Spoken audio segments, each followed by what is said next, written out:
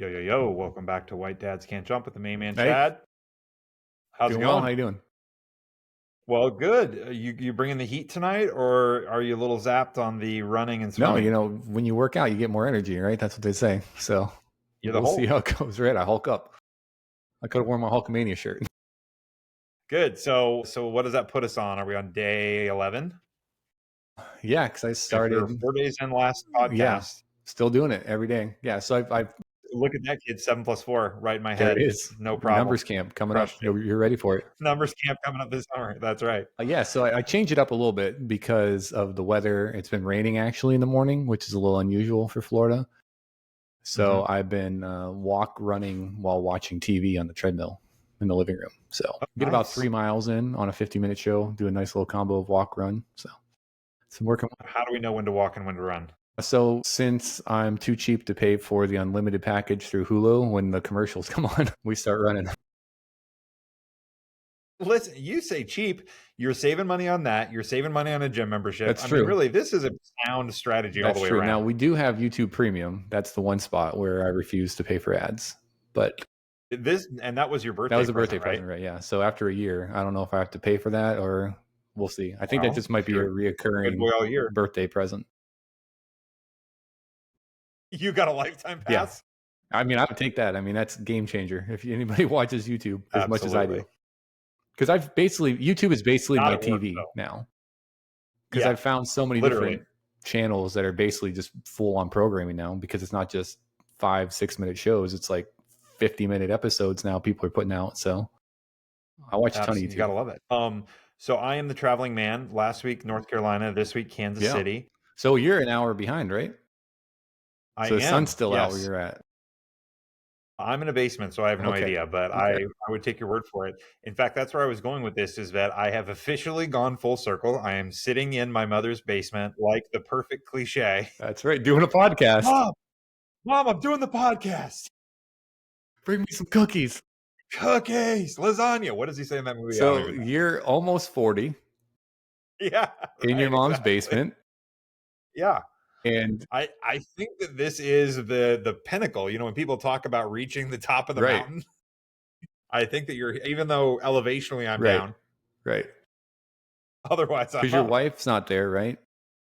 She was here over the weekend, but she flew out on Monday. So you're basically a single dad living in your mom's basement. This is perfect. I tucked them in to come down and do the podcast because clearly this is my moneymaker. It will be. Hey, like and subscribe. Yeah. Help the dads out. Single or otherwise. Raising kids is expensive. That's exactly right. Today is the big boy's birthday. My son had his birthday today, and we had a bang up time. He got a brand new bike. Yep. He's ready to go riding. He's pretty excited. We are. Nice. He said, "Dad, where's the training wheels?" I said, "Okay, we're going to have a talk about this because the training wheels are not coming back." You know, when I taught my kid how to ride her bike, I was so efficient at it that I actually thought about putting an ad out of teaching kids how to ride their bike, because I fine-tuned it into like 4 15-minute sessions, and it was bang. I watched the video on YouTube how to do it. We will be there. We will be there next Monday for our first 15-minute session. So it's foolproof. And then you'll have your customer testimonial. There it is. That's right. 5 stars. See? Just fire up the whole marketing campaign. Make sure he wears his elbow pads and knee pads. I'm not responsible for that. Full contact. Okay. They got to let him go at some point. I got him a helmet. This is like the stereotypical dad from the 70s or 80s teaching the kid how to swim, which just meant they threw him off the boat and waited for them to swim back over to the boat. Well, when I learned how to ride my bike, I remember specifically we had a pretty big backyard, so it was grass, and it was literally just go till you did it. Well, okay, so what I know about you is that you have a big backyard. It's pretty much grass. I see where you're headed. No, I didn't do that. I was much more hands-on. We were on pavement. Okay. Let's not put that on the flyer. Very hands-on. That's true. Honestly, that's part of the reason why I didn't do it, because you do have to touch the kid most of the time. You're like, I'm running behind them. And you're right, there is some touching going on there. So that's kind of frowned upon. In a school parking lot, no less. Your professional teaching certificate doesn't cover that. Okay, well, so we had a big success. Grammy made a dinosaur cake. We did 2 types of ice cream, I will have you know. Connor was very happy with everything else. I don't think that I told you last week. Did I tell you about the Yeah, Gravitrax, we the talked about marble it. set last Yeah. week? Okay. Still incredibly cool. We are going to the toy store tomorrow because we didn't have time today to see if we can buy the extension pack. And I'm still telling you, you're going to love That's this how they thing. You're get going to you, go those nuts. expansion packs, which don't Yeah, cost almost as much as the initial purchase. no doubt. No doubt. Because when I So was a kid, do you remember slot cars? Were those popular with your group? you put them in and you press the button and it goes whoosh, You had like a controller. So you plugged it in. like a remote. It was like a metal. You pulled the trigger and it created like a current on the track and it would move the car around the track. Yes. They were really popular. I was a little late for Yeah. those, but I know what you're talking Yeah, we had one. My mom used to hate it because we'd take up the dining room table. And it's not something you Yes. would just put away after one No. try. Like you keep that Mom. sucker up for a while. Right. I thought you were making lasagna. Yeah. Yeah. So we had one of those. And then actually a couple Christmases ago, my wife got her dad one because they're still around when we were up in Virginia. It was actually pretty fun playing with it. It does like a loop to loop. I mean, when I say fun, it's fun for like 45 seconds because then after a while you're just squeezing the trigger and it's going around. As soon as you beat your daughter Right. at it and your father-in-law, then you're Right. rocking. Yeah. Yeah, that's exactly right. So, well, okay, good. I was thinking that tonight we would talk about traveling because as you know, I've been traveling, but not just traveling. I've been traveling by car across the country for 12 hours at a With time. children. And children, Plural. wife, the whole shebang. So here's what happens. So we know everyone's crystal clear on the fact that we've got 12 hours in front of us going from North Carolina to Kansas City. You know, we've come to peace with it. Is Everything's that 12 fine. hours with the time And change? no, it's 13 with the time change is 12. Okay. So you just So tell them 12 because they don't know. actually, one thing that's interesting is it is very satiating for my kids to be able to look at the map. Like if the map is not up on the display in the car, they're like, Dad, I where's the get that map? all the time, every day. Literally to school every day. We are going to Yep. Publix. It is 4 minutes. Every time.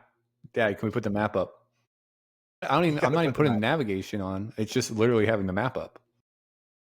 I don't know. So, well, so my brother, his kid gets in and he has a more specific request on the Apple CarPlay. He wants not just the map up, but he wants the split screen so that he can see the map, the music we're currently listening to, and something That's what else. I do. And I'm like, I have the split screen. okay, all right. So maybe for me this was ketchup on the prime rib sandwich, but I was just like, whoa, next level. We got to know the music and the map. All right, fine. So but we're all mentally prepared for this. Everybody gets in the car. I will say that we went 12 hours and we only had 1 hour of screen time. So I am chalking that up as a win.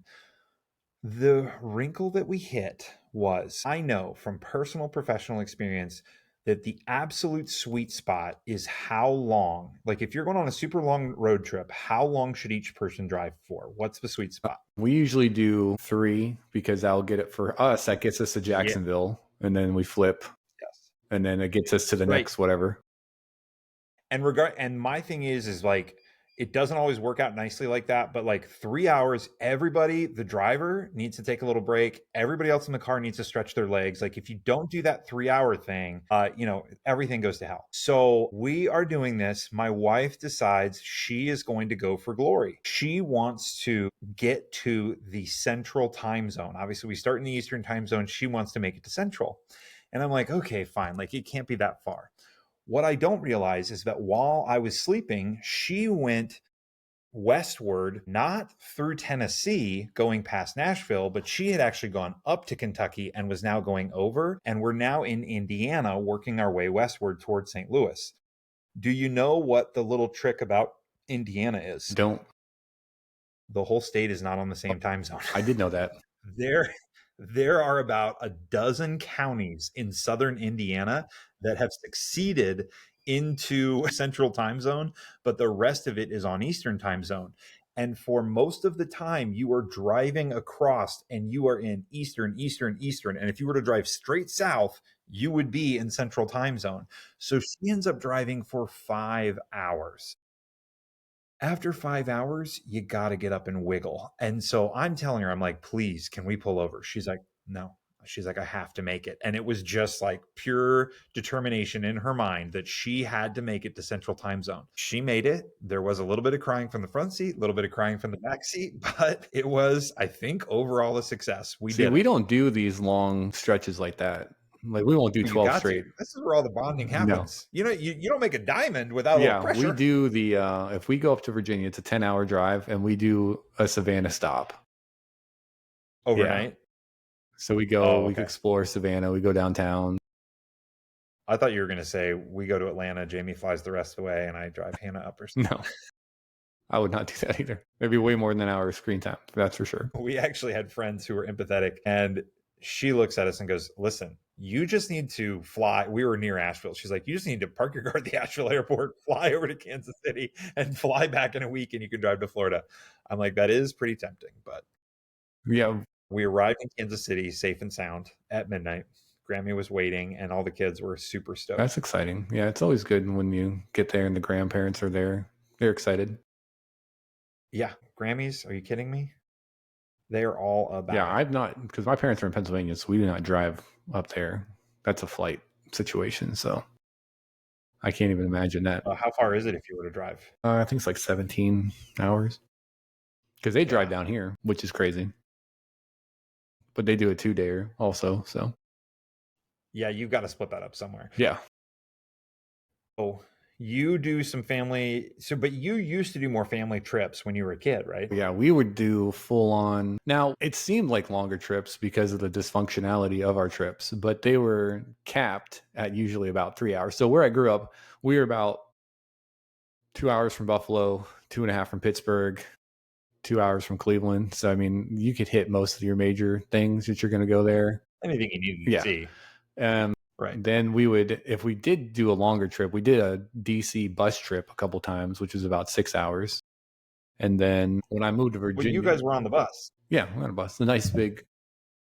But that's all the difference, because you can stand up on a bus. Yeah. Yeah. I mean, it was full of old people. It was like a tour bus. So, I mean, it wasn't like the hippest crew in the world, but I remember. I didn't say you could get a date on the bus. No, absolutely not. And then when I moved to Virginia, it was about 6-hour drive. So when I would go back home, I would go there. Now, the longest trip I took, I did drive to Philadelphia from Erie, which was about 12-hour drive. Was that solo? No, I did it 2 times. One, my friend Jim and I went, and one of our super cool Mustangs. So we had matching cars. That's how cool we were. Different colors, slightly different years. When you pulled up and you said, hey, lady. Which one? In your matching Mustang. Which V6 Mustang do you want to get? And they were the base model. They weren't even like the good ones. Were you surprised when they were like, no thanks? No, because we'd had to talk to them first. They wouldn't keep eye contact long right. enough. Yeah, it was. This is the same bartender from one of the stories. So this is like, hey, you guys here again? But we would, when I was a kid. So my family, like one thing that was really big kind of inspiration for us indirectly were the Griswolds of the Vacation.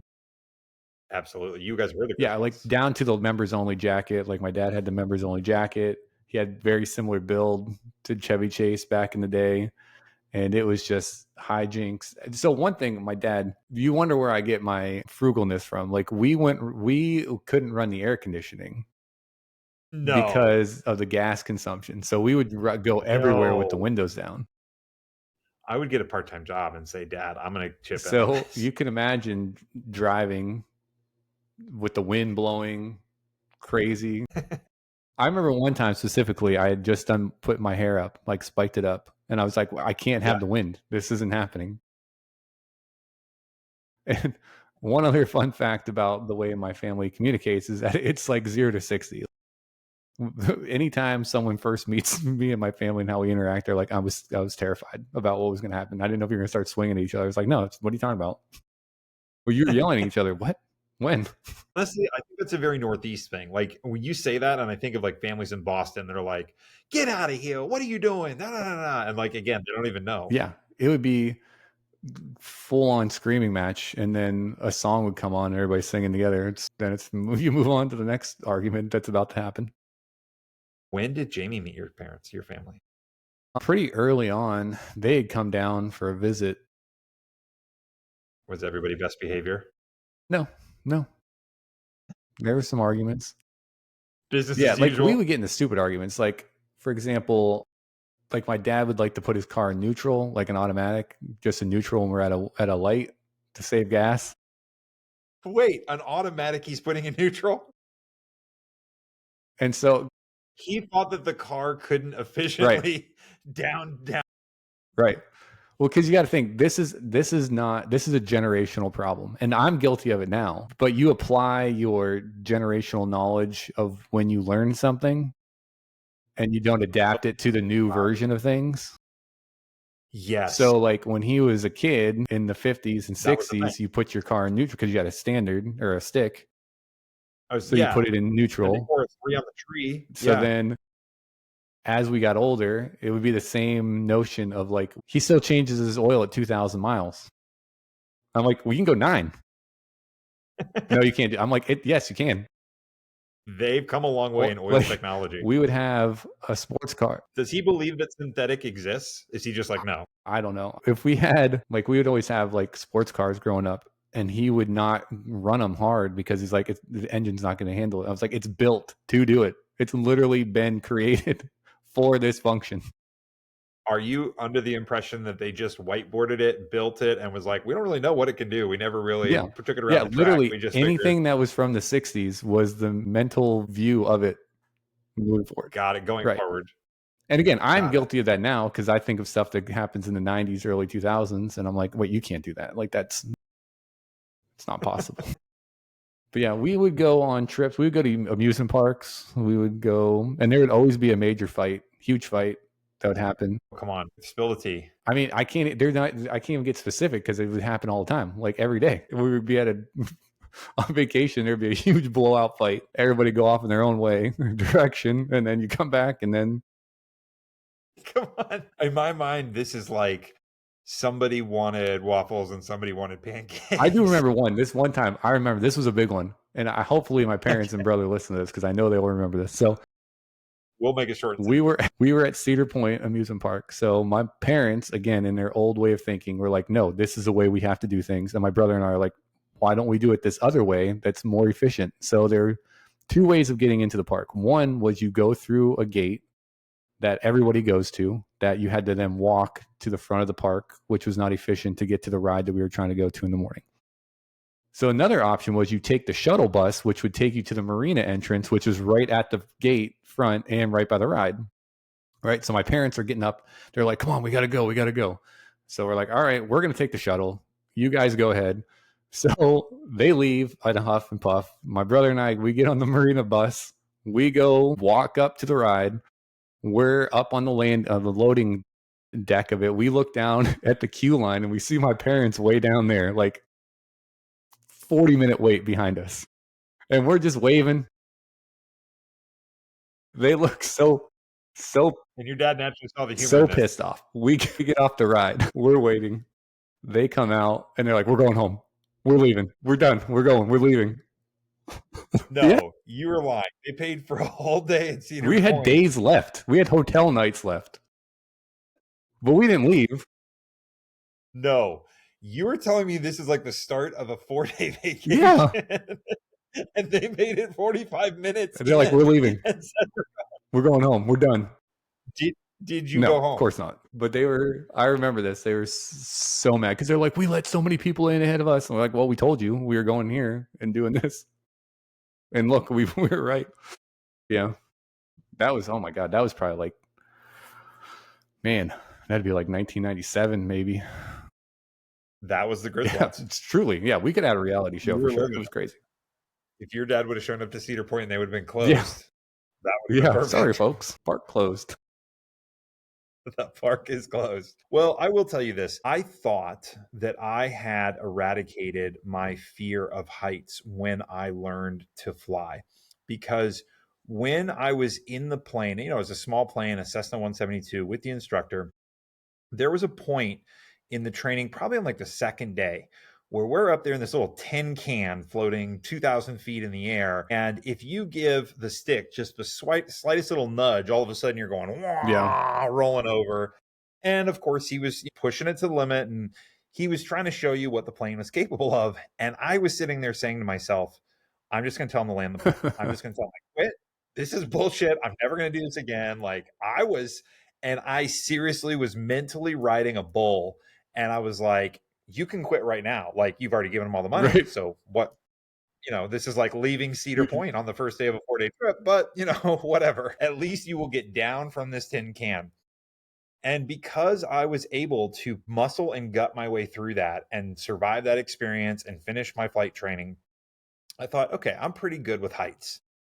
That was until today we went into a Shields. Have you ever heard of a Shields? I feel like I It's have. a sporting goods store that is regional. I mean, they're large, but they're regional. And they have only had one in Kansas City for a couple of years. I'm going to look up the logo real quick because it sounds. How do you spell this? Schels. There might be two E's, but I don't think so. Okay, so inside this Shield, so when you go to the website and you click on the Overland Park location, there is an entire experiences section. One of the experiences inside the sporting goods store is a Ferris wheel. This Ferris wheel is at least 4 stories tall. So it's Connor's birthday. And this is only sporting goods in here. Yeah. Holy smokes. It's a wildly impressive store. This looks like the Times Square Toys R Us. Yeah, literally. When I texted my sister and said, hey, we were going to go get Connor a bike for his birthday and let him pick it out, she's like, well, you're going to Walmart, right? I was like, we have a Walmart in Florida. I was going to try a few of the places around here. And when I said Shields, she goes, oh, yeah. My nurse friends told me that sometimes they take their kids to the sporting goods store just to walk around on rainy days. I'm like, well, that seems weird. That's very Kansas of you. But okay, we'll give it a try. It's kind of what the new Dick's have done too. They have like super Dick's stores. The newer Dick's. Yeah. Okay, because see, we have a Dick's here, and if you go to Orlando, well, no, the Orlando one is, and the Tampa one is. I mean, it's not like that, but they've done better. How big is their Ferris wheel? They have a glass elevator. So this Ferris wheel is a miniaturized version of a Ferris wheel that could be on the end of a pier in New Jersey. But it's only, I say only, it's 4 stories tall. And I get on this thing with no trepidation until it starts to go backwards to take us up. And then, of course, it has to stop to let more people load on. We get to the top and we are at full stop. That's my least favorite. Here's the problem too, is that you're in a classic situation where it's just one little bar going across that's keeping you in. And I am in here with Tasmanian Connor, and he is kicking his legs and he is moving, and we are a rocking. And I desperately need to change of shorts at this point, because the other thing is that I am both tall and wide. And so like, if I breathe in deeply, it starts to rock this way. And then if I go to offset it, then it flies this way. And so I am like perfectly still, trying not to move at all, and trying to convince Connor not to jump out of his seat, because otherwise I'm sure we will fall. So I tell myself I just need to close my eyes, because looking down, looking around is not helping. So when you're up there, because from the pictures, it looks like you can see the second story, so it might not feel as high. Well, but again, it is actually taller than the second story, which is why I say it's like a 4-story. And so you can see straight down. So you can see perfectly into the second story, but you can also see straight down. So when I'm and in fact, it's so high that they installed glass all the way around up at the top, so you can look out onto the city. So when I'm up there, I have now closed my eyes and I am talking to Connor, and I'm like, Connor, let's just talk about some math for a second in order to distract him. I'm like, what's 2 times 2? What's 3 times 3? He's like, Dad, I don't want to do math. It's my birthday. I'm like, okay, fine.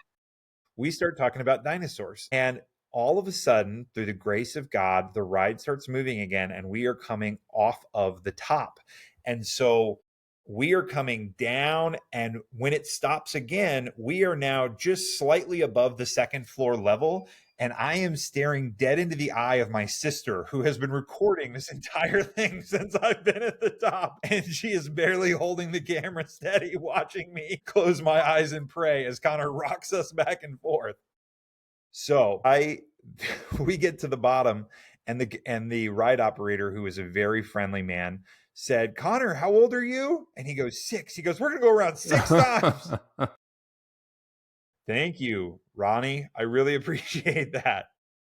But to be honest with you, when it was moving, it wasn't the problem. It's when you go up there and you're just sitting and rocking. That was always my least favorite thing with Ferris wheels. Have you done the Orlando Eye? I have, but that's completely enclosed. Yeah, and you're standing.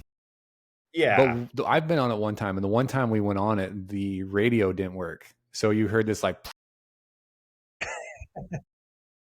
sound while you're going around it. So that was a little kind of like a Final Destination. Yeah, it was a little sound. unsettling.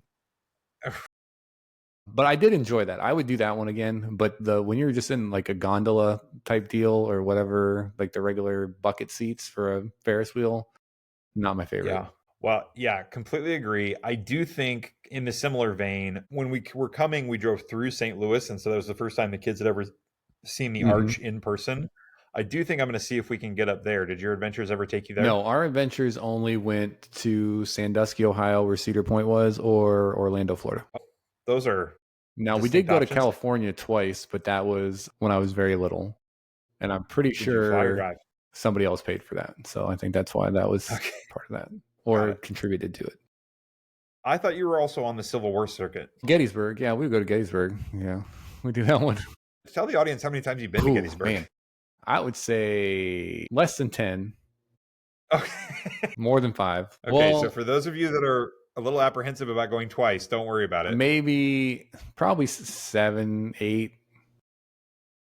A lot. I've been there a lot. Did you feel like you were still learning on the 7th or 8th time? Yeah. You're always learning. There's a lot to take in. There's a lot to take in. It's one of those things, and I was talking about earlier about how you kind of take over the mentality of your parents or whatnot, or you end up thinking like them or generationally or whatnot. Because again, when we were a kid, we would always make fun of my dad because we were like, oh, he's reflecting again. Like we're like, where's dad? Oh, he's off in the corner, like just staring off into the distance, doing his like moment of reflection. And you're a kid, you're like, come on, can we just go to the next thing? Let's go to the next thing. Can we get... And now when I have my own kid and I go places, I'm like, can we just sit and reflect for a moment? Can we just enjoy the situation, appreciate... They've made entire Progressive commercials about you. Yeah. Oh, absolutely. Yeah. I mean, whoever came up with that was me in a position where they were making commercials. A very self-aware you. Right. Yeah. Yeah. Honestly, half the time I look at you, I think to myself, the bathroom code is 9587. Yeah, it's true. It's hard. I mean, I won't talk to people at gas stations because you don't know, what's going to happen there. But one thing whenever I have work done, so you might notice Batman's not in the background because the office is being turned into an adult, not that kind of adult activity, mature adult. What line of work did you say Jamie was in? There's a swing in the other room. Is there a link you want to put on the bottom of this? We wouldn't have to make a podcast if we had one of those. But whenever we have work done, my wife's always like, Chad, you need to stop talking to the people. Let them do their work. Because I'll just come in here and I'm just like, oh, what are you doing now? Because I'm just interested. Like, I don't know how to do it. So I'm like trying to learn, or I'll just strike up conversation. Like, hey, what's your least favorite part of this job? Or blah, blah. I have the whole summer off. Well, that's true. When you're here by yourself for a couple of days, you're like, I need some adult interactions. I'm sure they love talking to you. They seem like they do. You are the Progressive commercial. That's so good. Yeah. Well, okay. I think we had some good travel story when we came down to Florida a few times. Again, the Griswold theming. We got lost in the rental car garage one time. Couldn't get out of the garage. Why don't you walk us through That's on video somewhere. I would love to watch some of these videos. It was early in the morning, I guess, and my dad was having trouble finding the exit to the parking garage, so we did that a couple times. I remember one time we missed now, in fairness, at Orlando Airport, if you're ever in Orlando Airport, the car rental return is kind of hidden off. You're going towards the departure drop off, and there's this little turn off to go into the rental car return. And I remember we missed it, and we had to drive around a couple times, and my mom was freaking out that we were going to miss our flight. I remember that was a pretty high stress situation. Again, I think this is all on video somewhere.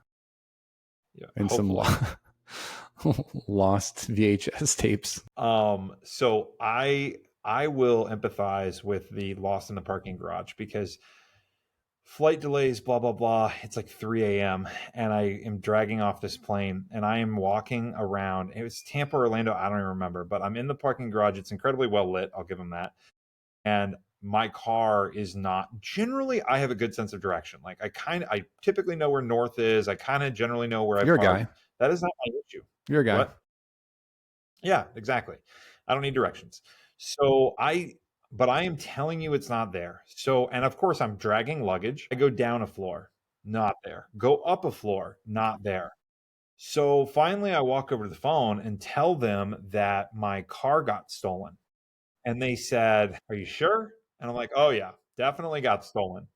"What's the plate number on your car?" And I'm like, "No one knows No, the plate number on their car. Are you nobody knows that ridiculous unless right it's a now?" vanity plate.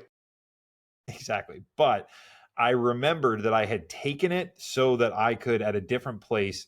I'd taken a picture so I could go up to pay, the pay for parking at a different place. So I found it in my pictures and I told them. And they go, "Yes, sir, we got your car. We see it here on camera." I'm like, "Where?" They're like, "Well, sir, you're in the short-term parking and you parked in the long-term parking." I'm like, "Son of a..." You know what they need to do at airports? It's like you go to Disney or Universal. It's like I'm in Spider-Man 403. I'm in Yes. Jurassic Park. Like I know where I'm at Yes. because I can remember Jurassic Park. I can't remember A-65, but Never. just come up with Not some on your life. IPs, some fun airport lingo. So that experience makes me understand why certain things happen. Like I saw an article in the news this week talking about an American Airlines flight that went a little sideways. Was it the all-female one? Well, that was Oh upside down. no, Sorry. it was upside down. That's the one that landed on the roof. They were drastic measures were taken.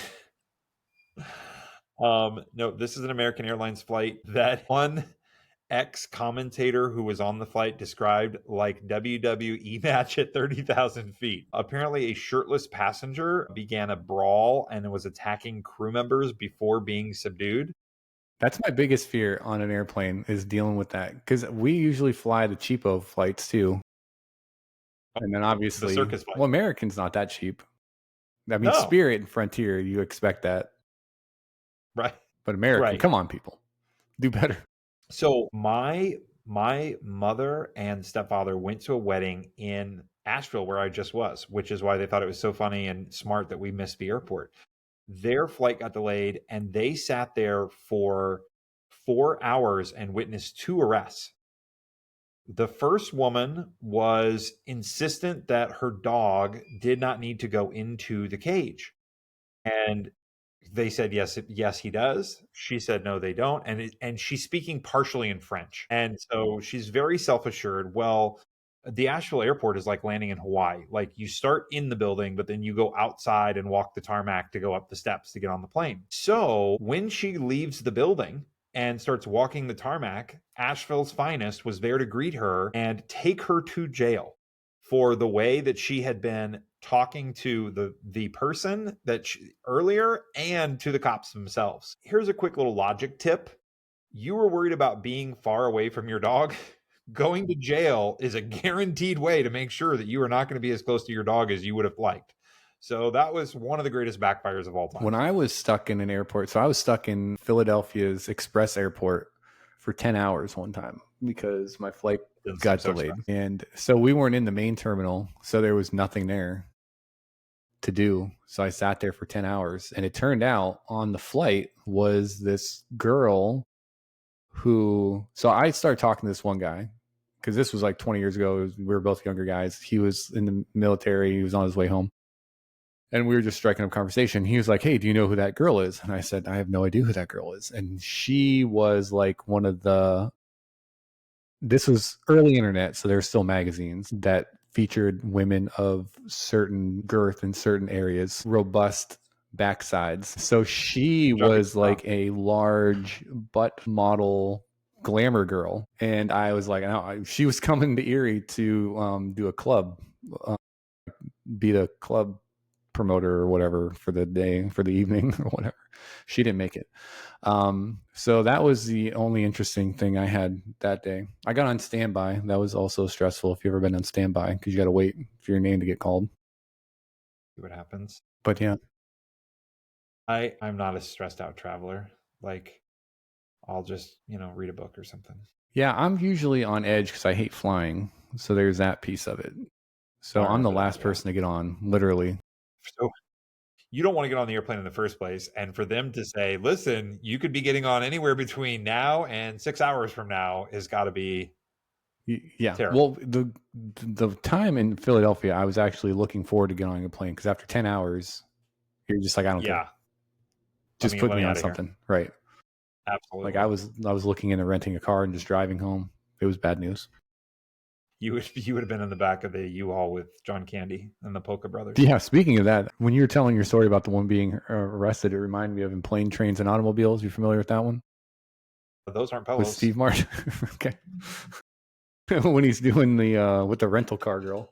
I think it said, I was reading actually the other day, I think it was 17 times she drops an F-bomb, which is the only reason that movie's rated R, because there's nothing else in it that makes it R-rated except his 17 time F-bomb rant at the girl. If you haven't seen that, watch it.